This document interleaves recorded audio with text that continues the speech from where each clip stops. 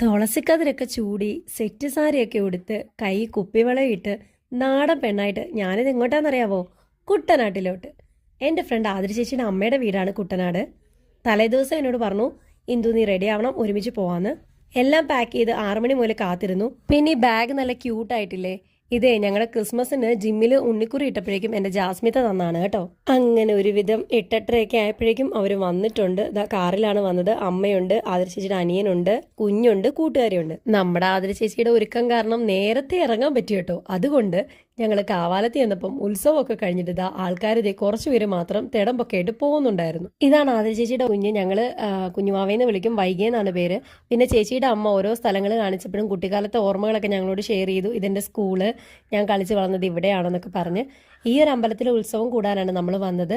അപ്പൊ നമ്മളിത് ഇവിടെ കുട്ടനാട് എത്തിയിട്ടുണ്ട്. നല്ല അതിമനോഹരമായ പ്രകൃതി രമണീയമായ സ്ഥലമാണ്. കാരണം പക്ഷെ ഞങ്ങൾക്ക് രാത്രി ആണ്ടൊന്നും കാണാൻ പറ്റുന്നില്ല. ഞങ്ങൾ രാവിലെ ആകുമ്പോൾ ഈ പ്രകൃതിനെ കുറിച്ചും ഇവിടുത്തെ ഓരോരോ കാര്യങ്ങളെ കുറിച്ച് ഞങ്ങൾ വിശദമാക്കി പറഞ്ഞു തരുന്നതായിരിക്കും. അഭിപ്രായം ആര് പറഞ്ഞു തരും? ആ ചേച്ചി പറഞ്ഞു തരും. ഞാൻ തന്നെ പറഞ്ഞു തരണോ?